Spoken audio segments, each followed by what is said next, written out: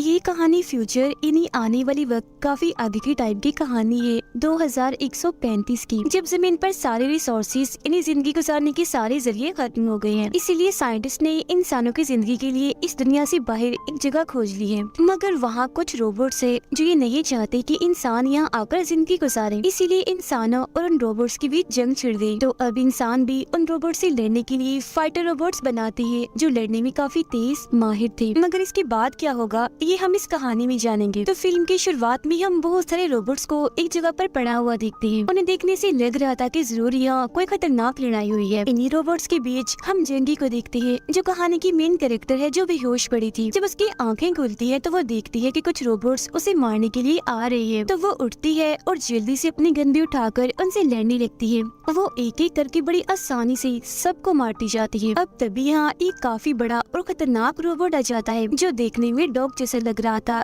क्योंकि ये एक डॉग रोबोट था। अब तभी जंगी के पास किसी की कॉल आती है, जो उसे बताता है कि इस रोबोट की बैटरी इसके पीछे लगी हुई है, जिसकी मदद से तुम इस रोबोट को मारकर जंग जीत सकती हो। जिसके बाद वो दोबारा से लड़ाई करने लगती है। यह दिखाया जाता है कि जंगी प्लेनेट यानी अपनी दुनिया से बाहर किसी दूसरी जगह पर है, क्योंकि वो यहाँ एक मिशन के लिए आई थी। जंगी उस खतरनाक डॉग रोबोट से काफी देर तक लड़ती रहती है। वो लगातार उस पर गोलियां भी चला रही थी, जिससे उस रोबोट में आग लग जाती है। मगर वो रोबोट काफी ताकतवर और एडवांस था, इसलिए अपने ऊपर लगी आग को वो बड़ी आसानी से बुझा देता है। वो रोबोट फिर जंगी को मारने के लिए उसकी तरफ बढ़ता है। उसके पास बचने का कोई रास्ता नहीं था, इसलिए वो भागती है और ऊपर जाकर छुप जाती है। मगर असल में ये उसका एक प्लान था रोबोट को अपने जाल में फंसाने का, क्योंकि जैसे रोबोट उसे देखता है और गोली चलाता है तो वो गोली सीधा जाकर गैस टैंक पर लगती है, जिससे वहाँ आग लग जाती है और काफी बड़ा धमाका हो जाता है। ऐसा होने से बहुत सारे पत्थर उस रोबोट पर आकर गिरते हैं। अब इस मौके का फायदा उठाकर जंगी उस रोबोट पर अपनी गन तान देती है और गोली मारने ही वाली थी, मगर उसकी नजर एक गुड़िया पर पड़ जाती है, जिससे उसका ध्यान भटक जाता है और रोबोट उसे गोली मार देता है, जिसमें जंगी की 2 उंगलियां टूटकर अलग हो जाती है। अभी वो अपनी उंगलियां देख ही रही थी कि तभी अचानक रुक जाती है और यहाँ हमें पता चलता है कि जंगी भी कोई इंसान नहीं है, बल्कि वो जंगी का एक फाइटर रोबोट है, जिसे एक लैब में टेस्ट किया जा रहा था। अब तभी यहाँ उस लैब में कुछ साइंटिस्ट आकर कहते हैं कि जंगी हमेशा यहीं पर आकर रुक जाती है, मतलब वो इससे आगे लड़ाई नहीं कर पाती और लड़ाई में हार जाती है। न जाने ऐसा क्यों होता है। अब तभी यहाँ इस टीम की लीडर आती है, कहती है कि आज कुछ आर्मी ऑफिसर्स आ रहे हैं, इसलिए आज काम को यही रोक देते हैं। जिसके बाद वो लोग दोबारा से उस रोबोट यानी जंगी को चलाकर अपने साथ ले जाते हैं। वो उसे अपने साथ इंटरव्यू वाले कमरे में लेकर आए थे, जहाँ उसके जिस्म के सारे हिस्से अलग कर दिए थे और सिर्फ ऊपर वाला हिस्सा ही वहाँ रखा था। यही हम लैब के डायरेक्टर को भी देखते हैं, जो आर्मी ऑफिसर्स को प्रेजेंटेशन देने के लिए तैयारी कर रहा था। वो टीम की लीडर से काफी बड़ी बड़ी बातें करता है कि मैं काफी अच्छी प्रेजेंटेशन देता हूँ और देखना मैं उन सबको हैरान कर दूंगा। मगर जब ऑफिसर्स यहाँ आते हैं तो उनके सामने तो उसकी बोलते ही बंद हो जाती है, पर फिर भी वो कोशिश करता है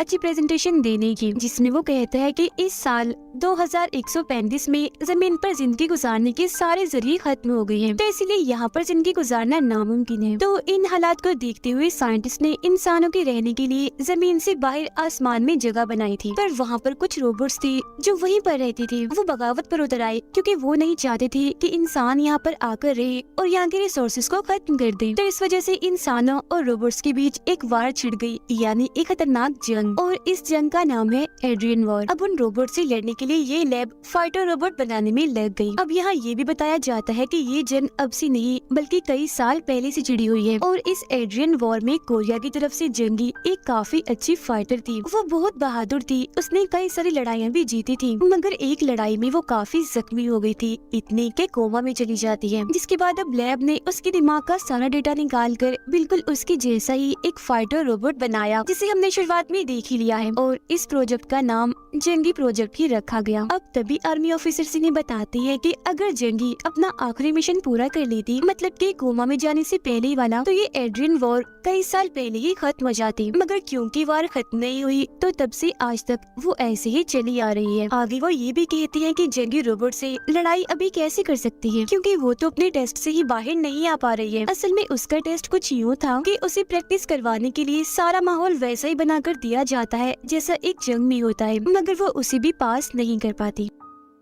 अब प्रेजेंटेशन के बाद हम डायरेक्टर को देखते हैं जो काफी खुश था। वो अपने लीडर को कहता है कि प्रेजेंटेशन काफी अच्छी रही और अगर आर्मी ऑफिसर्स को हमारे ये फाइटर रोबोट्स पसंद आ गए और उन्होंने टेस्ट पास कर लिए तो आर्मी हमें ग्रीन सिग्नल दे देगी, मतलब वो इन रोबोट्स को जंग में भी शामिल कर लेंगे और आर्मी में भी ले लेंगे। लीडर फिर उसे बताती है कि ये प्रोजेक्ट प्रेसिडेंट की इजाजत से शुरू किया गया है और आज वो हमारे लैब में आने वाले हैं। जिसके बाद लीडर एक रोबोट का इंटरव्यू लेने के लिए चली जाती है। वो रोबोट सब कुछ बिल्कुल जंगी की तरह ही कर रही थी क्योंकि उसके दिमाग में जंगी का ही डेटा डाला था। फिर डेटा को बाहर निकालने के बाद उस रोबोट को तोड़ दिया जाता है। अब यहाँ लीडर अपने साथ काम करने वाली आदमी को बड़ी हैरान कुन जानकारी देती है। कहती है कि असल में जंगी मेरी मॉम थी, वो मेरी ही वजह से हर वॉर में जाया करती थी क्योंकि बचपन में मुझे लंग्स यानी फेफड़ों का कैंसर हो गया था। मेरे इलाज के लिए बहुत सारे पैसे चाहिए थे, यही वजह थी कि मेरी ही खातिर मेरी मॉम जंगी को लड़ाइयाँ करनी पड़ती थी। ये कहने के बाद वो अपने अगले टेस्ट के लिए निकल जाती है और इस टेस्ट में इंसान और रोबोट के बीच का फर्क देखा जाना था। लीडर फिर जब ट्रेन में बैठी थी तो अपनी मॉम जंगी के बारे में ही सोच रही थी, जिसके फौरन बाद ये कहानी पास्ट यानी गुजरे हुए वक्त में चली जाती है, जहाँ हमें लीडर के बचपन का सीन दिखाया जाता है जब उसका ऑपरेशन होने वाला था, जबकि उसकी मॉम जंगी एक मिशन पर जाने वाली थी। वो अपने बेटी को काफी अच्छी से खुशी से अलविदा कहती है और ये भी कि मैं जंग से आते ही तुमसे मिलूंगी मेरी जान, अपना ख्याल रखना। अब कहानी दोबारा से मौजूदा वक्त में आ जाती है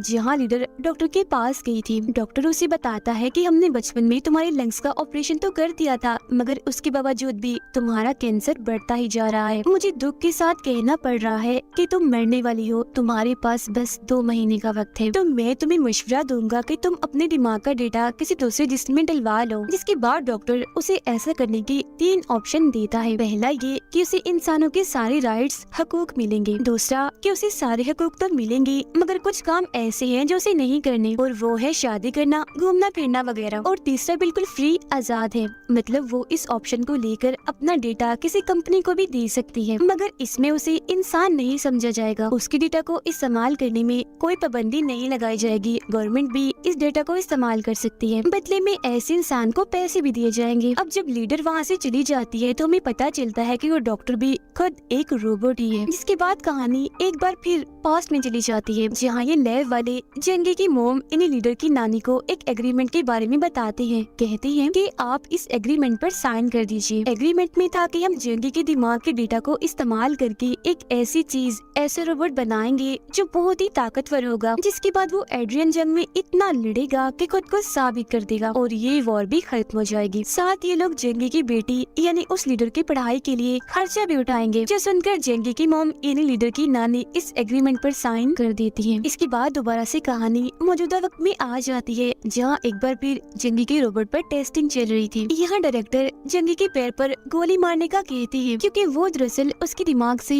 वो डेटा निकालना चाहती थी जब जंगी बहादुर थी और डटकर वॉर में लड़ रही थी, अपनी ताकत का इस्तेमाल कर रही थी, एक फाइटर के रूप में थी। अब इस बार की टेस्टिंग में उसके दिमाग का वो हिस्सा काम करने लग जाता है, चल पड़ता है जो पहले कभी नहीं चल पाया था, जो देखकर डायरेक्टर उस शीशे पर येलो कलर मतलब के पीले कलर का निशान लगा देते हैं। अगले दिन लीडर और डायरेक्टर इस लैब के मेन ऑफिस जाते हैं क्योंकि आज प्रेसिडेंट के साथ इनकी मीटिंग थी। यहाँ आने के बाद इन्हें पता चलता है कि आज प्रेसिडेंट यहाँ नहीं आएंगे। अब इतनी ही देर में उनके पास एक ऑफिसर आती है और डायरेक्टर को वो यही बात बताती है कि आज प्रेसिडेंट नहीं आएंगे और आप अपनी रिपोर्ट मुझे दिखा दीजिए, मैं प्रेसिडेंट को बता दूंगी। जिसके बाद ये लोग अपनी लैब के लिए निकल पड़ते हैं। यहाँ आकर उन्हें पता चलता है कि प्रेसिडेंट तो यहीं पर आए हुए हैं, जो जानकर ये दोनों प्रेसिडेंट से बात करने के लिए जाते हैं। जहाँ तभी अचानक डायरेक्टर रुक जाता है, वो फ्रीज हो गया था जैसे जम गया हो, जिससे यहाँ हमें पता चलता है कि डायरेक्टर खुद भी एक रोबोट ही है। इसके बाद ये लोग प्रेसिडेंट के पास जाते हैं जहाँ वो इन्हें बताते हैं कि मुझे खबर मिली है कि एड्रियन वॉर खत्म होने वाली है, तो जाहिर है अब हमें लड़ने के लिए हथियार और फाइटर रोबोट्स की जरूरत नहीं पड़ेगी, इसलिए तुम लोग भी जल्द से जल्द इस जंगी प्रोजेक्ट को बंद कर दो। आगे वो कहते हैं कि अब हमें कुछ घरेलू रोबोट्स बनाने चाहिए, मतलब कि जो लोगों के साथ घरों में रहेंगे और उनके डेली के काम करेंगे, क्योंकि वही ऐसे रोबोट्स होंगे जो असली जिंदगी में काम आ सकेंगे। जिसके बाद वो लीडर को बताते हैं कि काफी साल पहले मैंने अपने दिमाग के डेटा की मदद से एक रोबोट बनाया था जो और कोई नहीं बल्कि ये डायरेक्टर ही है, यानी कि ये डायरेक्टर ही प्रेसिडेंट का बनाया एक रोबोट है। जिसके बाद प्रेसिडेंट अपने इस डायरेक्टर वाले रोबोट को चलाकर वहाँ से चले जाते हैं, मतलब कि एक्टिवेट करके। अब ये लोग दोबारा से अपना टेस्ट लेने लगते हैं जहाँ जंगी हर बार की तरह फिर वही आकर रुक जाती है, जो देखकर प्रेसिडेंट को बहुत गुस्सा आ जाता है क्योंकि इतनी कोशिशों के बाद भी जंगी रोबोट इस टेस्ट को पास नहीं कर पा रही थी।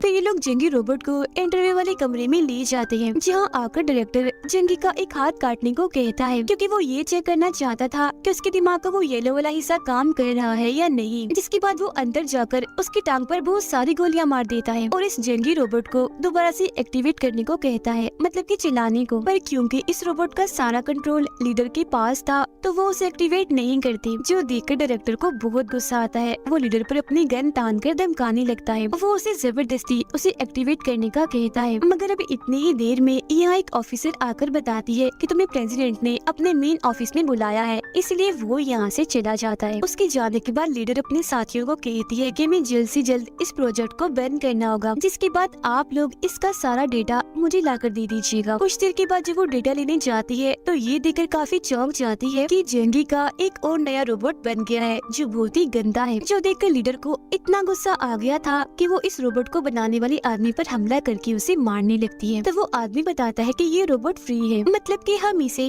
किसी को भी बेच सकते हैं, क्योंकि कंपनी ने इसके लिए तीसरे ऑप्शन को चुना है, मतलब कि वो इसको किसी को भी दे सकते हैं। जो सुनकर लीडर उसे छोड़कर वहाँ से चली जाती है और एक बार फिर इंटरव्यू वाले कमरे में आती है और जंगी के रोबोट से बात करने की कोशिश करती है। जी हाँ, उसका वो येलो वाला हिस्सा फिर से एक्टिवेट हो जाता है, जो दरअसल तभी एक्टिवेट हुआ करता था जब जंगी की पुरानी याददाश्त जिंदगी से जुड़ी कोई बात होती थी। जी हाँ, तभी जंगी का रोबोट बात करने लगता है। कहता है कि आज मेरी बेटी का ऑपरेशन था, तब मेरी बेटी ने मुझे एक छोटी सी गुड़िया तोहफे में दी थी यादगार के तौर पर, मगर वो मुझसे कहीं खो गई और मैं उसे लेकर बहुत परेशान हूँ। जो सुनकर लीडर इतना दुखी हो जाती है कि वो रोने लगती है, क्योंकि जंगी रोबोट को ये बात पता नहीं थी कि वो अपनी जिस बेटी की बात कर रही है वो तो उसके सामने ही खड़ी है। अब अगले दिन उनकी टेस्टिंग का आखिरी दिन था, मगर टेस्टिंग से पहले लीडर जंगी की सारी पुरानी यादें मिटा देती है, साथ ही जो येलो हिस्सा था वो उसे भी काफी हद तक कम कर देती है। जिसके बाद टेस्टिंग शुरू हो जाती है, बिल्कुल वैसी जैसे हमेशा शुरू होती है। जहाँ हमेशा की तरह जंगी एक बार फिर वहीं आकर रुक जाती है, मगर डायरेक्टर को यहाँ थोड़ा शक होता है, इसलिए वो रिकॉर्डिंग को दोबारा आकर देखता है, जिसमें उसे पता चलता है कि जंगी को गोली नहीं लगी, मगर फिर भी वो मरने की एक्टिंग कर रही है। जो देखकर डायरेक्टर जल्दी से इमरजेंसी अलार्म बजा देता है। उधर जंगी की गोली ठीक थी तो एक एक करके सबको मार रही थी। अब अलार्म बजने की वजह से पुलिस भी 5 मिनट तक वहाँ आने वाली थी, मगर उनके आने से पहले ही जंगी एक हॉल में आ जाती है और ये देखकर काफी हैरान रह जाती है कि यहाँ तो मेरे जैसे और भी बहुत सारे रोबोट्स हैं। अभी वो इन रोबोट्स को देख ही रही थी कि तभी यहाँ कुछ दूसरे फाइटर रोबोट्स आ जाते हैं, जो आते ही जंगी पर हमला कर देते हैं। जंगी भी चुप नहीं बैठती और उन पर हमला कर देती है, जिससे यहाँ इनकी खतरनाक लड़ाई छिड़ जाती है। अब पुलिस भी यहाँ आ गई थी, जो और कोई नहीं बल्कि रोबोट ही थी। जंगी उन रोबोट से लड़ रही होती है, डटकर उनका मुकाबला कर रही होती है, मगर इसी बीच एक रोबोट उसे पकड़ लेता है और बस उसे मारने ही वाला था कि तभी पीछे से लीडर आ जाती है और उस वाले रोबोट को बंद कर देती है। फिर जब रोबोट पुलिस वहाँ आने वाली थी, तो वो कैमरा के जरिए देखते हैं कि लीडर ने जंगी का डेटा उस वाले रोबोट में से निकाल कर किसी दूसरे वाले रोबोट में डाल दिया है, जिसके बाद उस दूसरे वाले रोबोट को अपने साथ बचाकर कहीं ले जा रही है। और फिर जब ये लोग यहाँ से निकलने के लिए ट्रेन में जाती है, तो वहाँ पर डायरेक्टर पहले से ही मौजूद था, जो सीधा डायरेक्टर को गोली मार देता है, जिससे वो काफी जख्मी हो गई थी। ये देखकर जंगी के रोबोट को इतना गुस्सा आ गया था कि वो डायरेक्टर से लड़ने लगता है और उसे गोली मारता है, जो गोली सीधा आकर डायरेक्टर की आंख में लगती है। और अब यहाँ आकर डायरेक्टर को ये बात पता चलती है कि मैं खुद एक रोबोट हूँ। मगर अब वो और ज्यादा खुश और खतरनाक हो गया था। वो यहाँ काफी डरावना हंसने लगता है और जाकर